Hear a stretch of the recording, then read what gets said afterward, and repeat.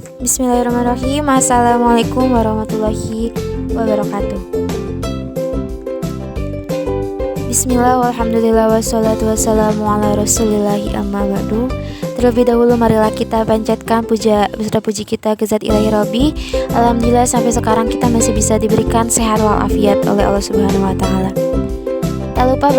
Tak lupa salawat berserta salamnya mudah-mudahan tercurah limpahkan kepada baginda alam Bibana wa Nabiyana wa Maulana Muhammad Sallallahu Alaihi Wasallam. Dan juga terima kasih terima kasih kepada dosen pengampu ilmu kalam kami, yakni Al-Ustadz Abdul Qadir Al-Hasan MPD beserta keluarganya, mudah-mudahan Allah muliakan.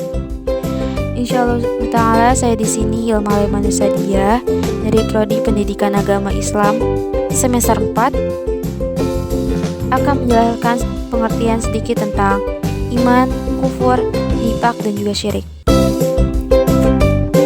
Langsung saja, yang pertama yaitu iman.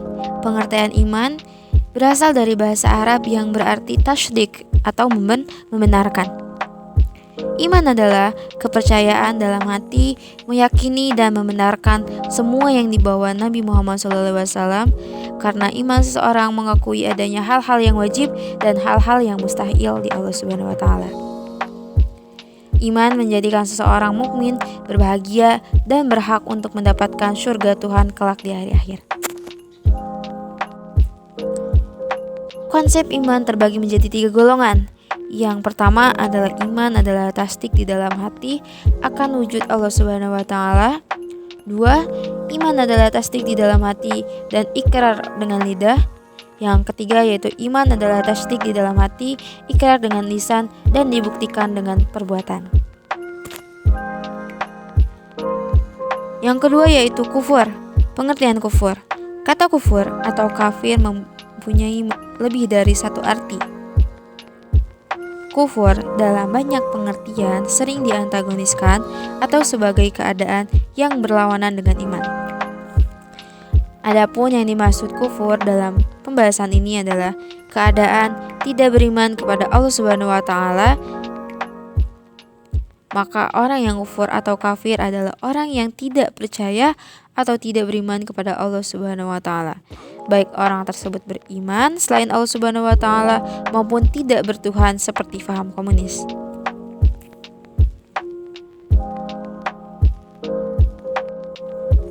Adapun faktor-faktor penyebab pengingkaran terbagi menjadi 2 yaitu faktor internal juga faktor eksternal.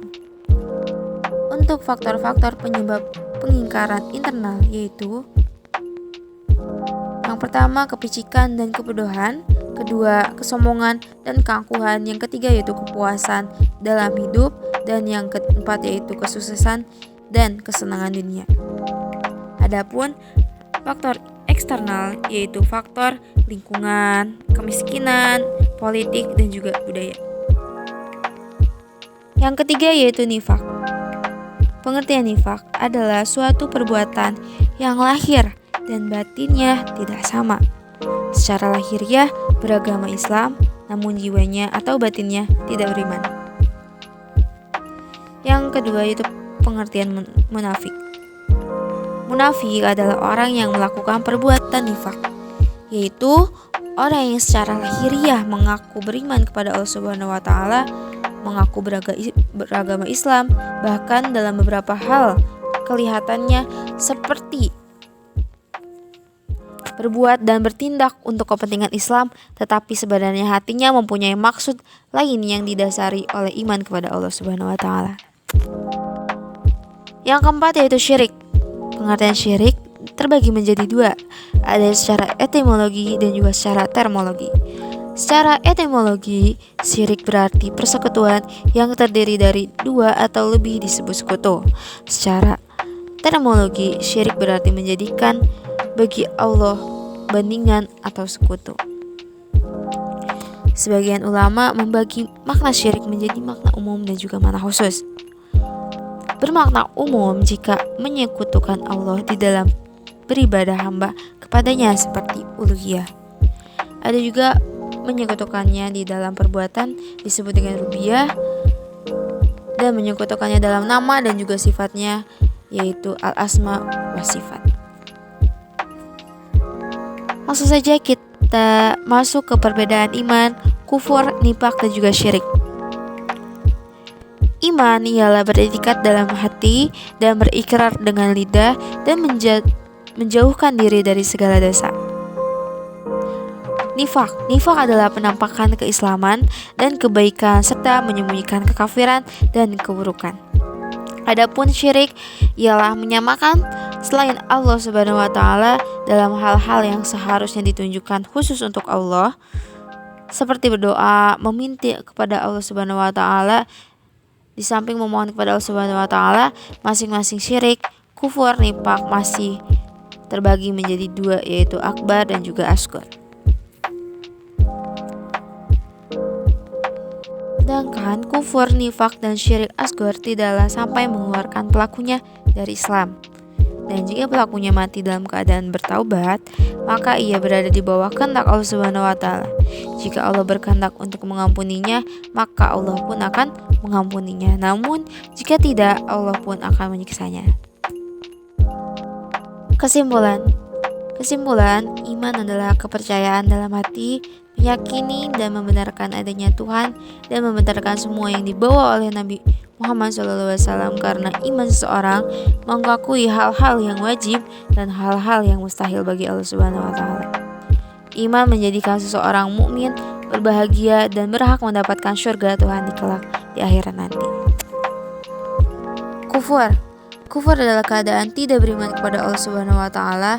Maka orang yang kufur adalah orang-orang yang tidak percaya diri atau tidak beriman kepada Allah Subhanahu wa taala, baik orang tersebut bertuhan selain Allah maupun yang tidak bertuhan seperti paham komunis.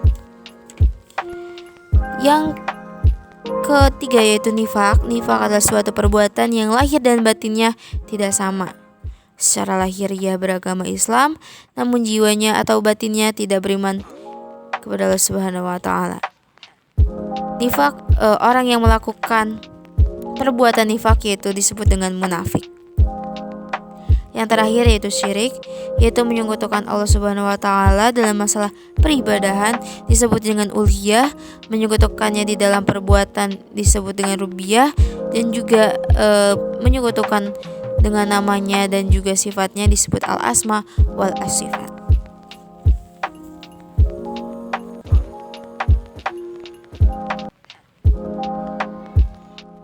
Ya, dicukupkan sekian saja dari saya. Mudah-mudahan bermanfaat. Kurang lebihnya mohon maaf. Wabillahi taufiq wal hidayah. Wassalamualaikum warahmatullahi wabarakatuh. See you.